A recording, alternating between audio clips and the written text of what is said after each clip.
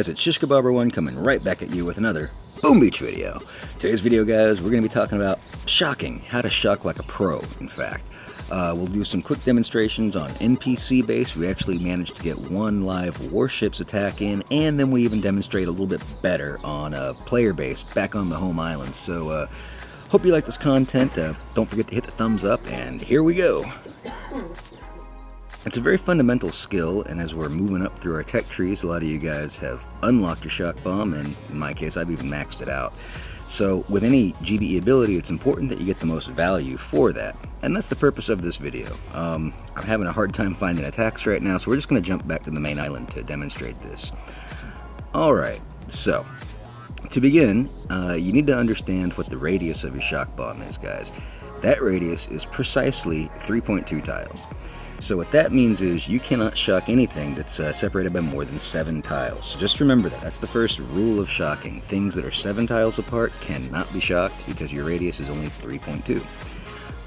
But what that does mean is that you can shock a total of 4 structures that are in a row or a column, as long as those are 3 by 3, which pretty much all the defensive buildings are. What I'm saying is something like this. You see how we've got these rockets over here, and we've got 2 rows of rockets. Let me get my little pointer out. We've got a row of 2 here and a row of 2 here.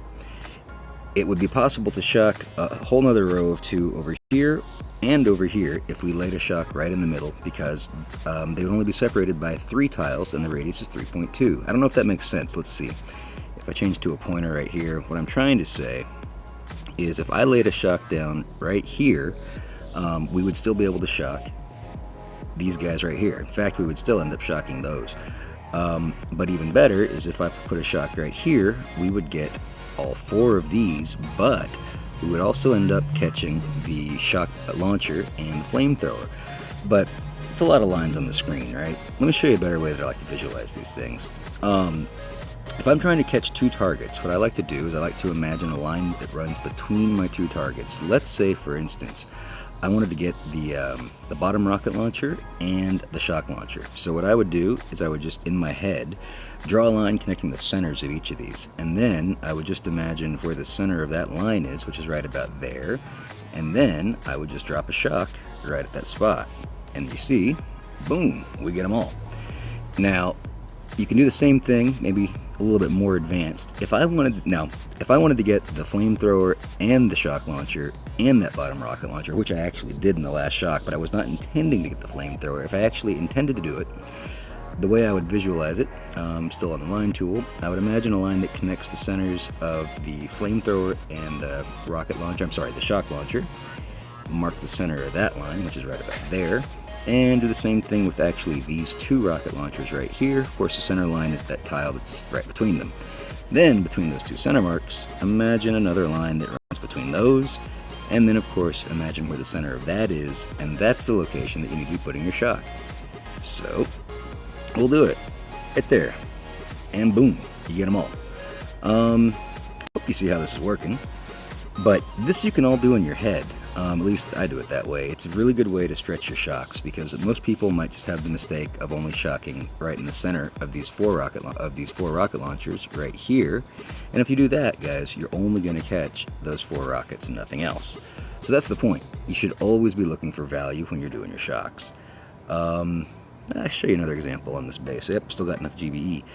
Let's imagine, for instance, ladies and gentlemen, that we needed to shock these 2 sniper towers. Let me highlight them for you. Is that selected? There we go.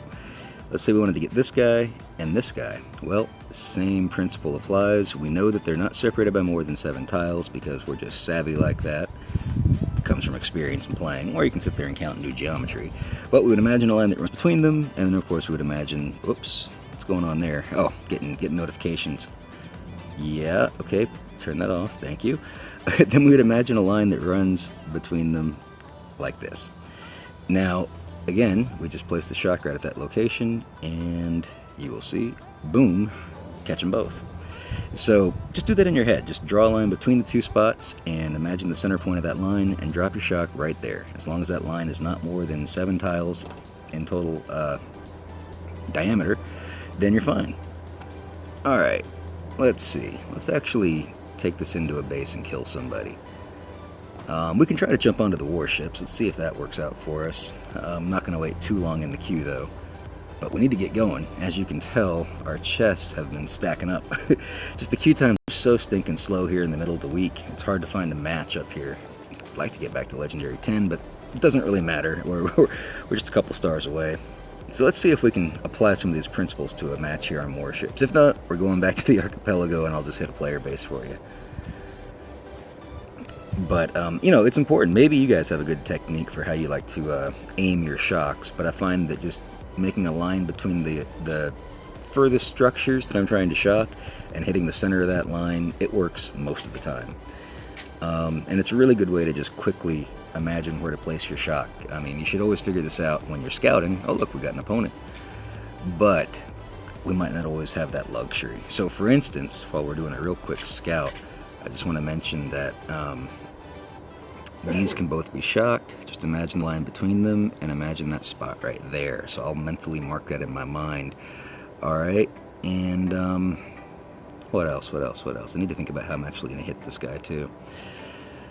Okay, let's just take it from here. Let's just see if we can get some good examples out. I've got the right troop configuration. We're going to go 2 on the left, 2 on the right. Gramps with 1 rifle left, 1 rifle right. Slow drop, 1 boat of rifles and 1 boat of Gramps on the far right of the right drop, with Kavan being on the right side of the right ramp. Here we go, guys. All right, let's go Johnson, Gramps, Kavan, Johnson, Gramps. We'll want to shock some of that initial splash that they run into on the left side. So let's go ahead and put that shock out now. Kavan's running over. Let's go ahead and do a second wind, because maybe we'll get some of those Johnsons to go up to the shock blaster. Now they're going to hit a bunch of mines, which really stinks. Let's cycle that shock up on that splash. We want to keep those Gramps alive as long as possible. Let's go with the second wind. Let's go ahead and drop our other boat over here on the right flank. Keeping an eye on the left. Boom cannon's going down, so we're okay with that. Shock blaster's about to be a problem for Kavan. Oh, it's a problem. Let's put Kavan under smoke. Okay, there's that second wind that we were looking for. How's this flank doing? I'm hoping to be able to just BART out the last engine room. But might not work out. Kavan is really going down, and he's down. We need to put a shock on the shock blaster, and of course I didn't bother to value shock the the shock launcher because it was a panic shock. Okay, he's down to 2 engine rooms. Where's the other one? It's up top. Yeah, we will get that. Let's start laying in barrage. I'm afraid we're still going to have to rush this stupid thing. Let's go ahead and flare it.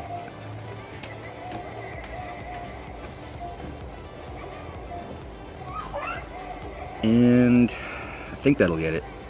Boom, just like that. Okay, not really any good examples of, of using the shock technique.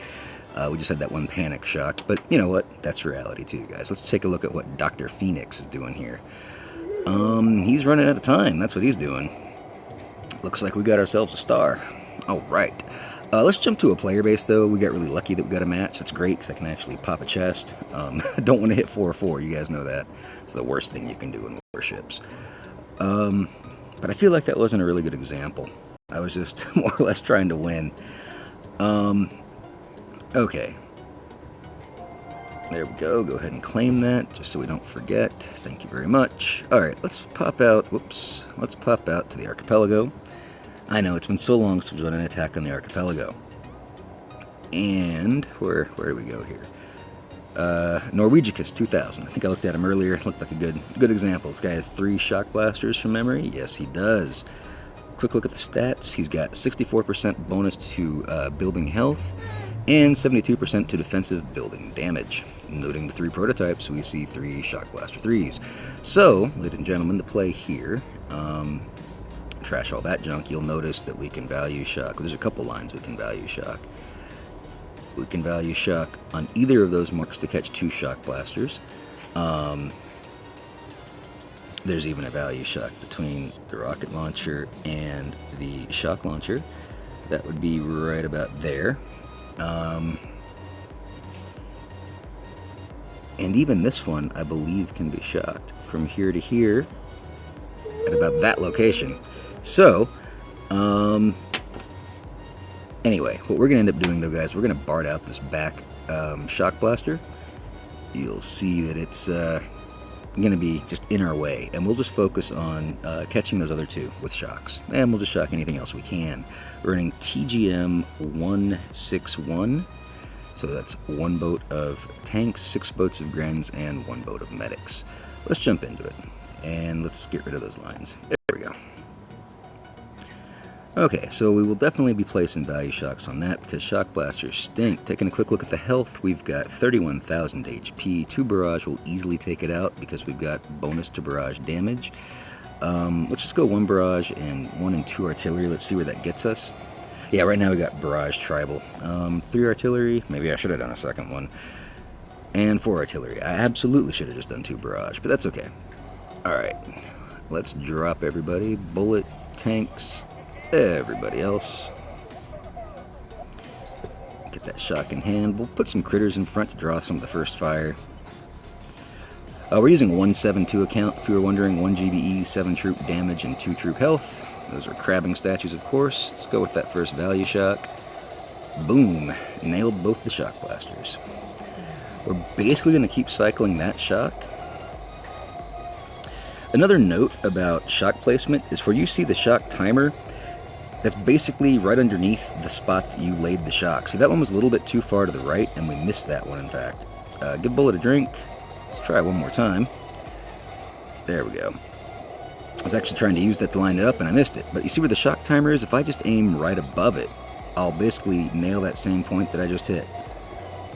Boom, just like that. Give Bullet a drink. Alright, now let's catch the boom cannon, shock blaster, and shock launcher.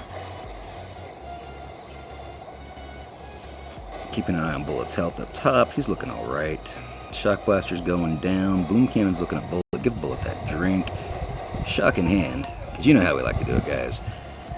And I'm just waiting to see if that boom cannon turns on anybody. Nope, looks like he's going to have... Bullet's going to have its full attention, which is great. Go ahead and drop a med kit on the back there. Looks like they took a mortar.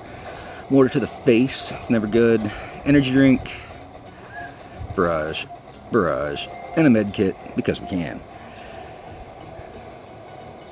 Boom, just like that. Norwegicus 2000 goes down to Pound Town. You know how we do it, guys.